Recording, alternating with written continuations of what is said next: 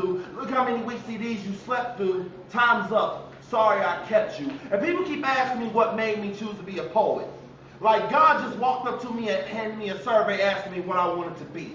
And honestly, I can't even begin to explain my gifted tongue or where most of my thoughts come from. All I know is that one hot summer day while incarcerated, my belief system was rerouted. I uttered my first verse like a Baptist being touched by the Holy Ghost. I shouted, followed by a jail cell full of applause and head nods. And after that, I wrote. Never really being conscious of the words I spoke, obsessed with the words in unified formation, unrestricted by social limitations, and I remember the day the paper just elevated, clear off the table like it was possessed. Amazed how all of a sudden the words themselves seemed to connect, and when I had looked up, I had completed a thesis, a masterpiece of the pieces of my life. And the number one question during the interview always seems to be, why do I write? So I try to explain I got no choice in the matter. I just use stripe as my answer atop the game of mental scrabble. I speak in poem tone that causes most ill-will imitators to babble. That's why from New York to California, I got people finger snapping and shaking their rattles. And to this day, I still have no explanation for the man crying in the back row urging me on to continue.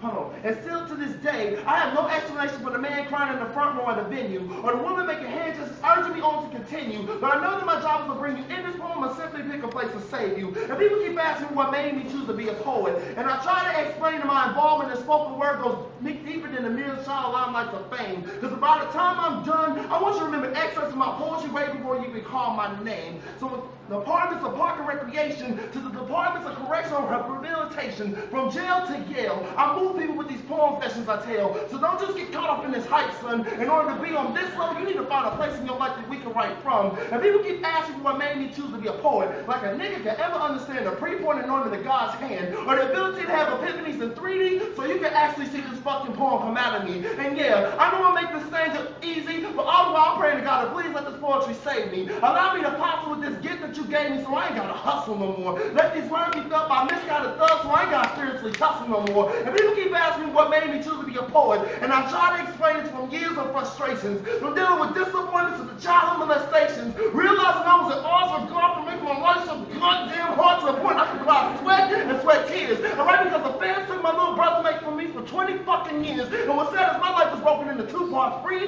and both stare. And people keep asking what made me choose to be a poet, and the true fact of the matter is I really don't know. But all I know is that one hot summer day while incarcerated, my belief system was rerouted. I uttered my first verse like a Baptist being touched by the Holy Ghost. I shouted, followed by a jail cell full of applause and head nods. And after that, I wrote. And after that, I spoke. And after years of emotional and mental suppression, I just got one fucking question. Can you hear me now? Because I had no choice over what I was to be. And I didn't fucking write this poem. This poem really wrote me. Wow.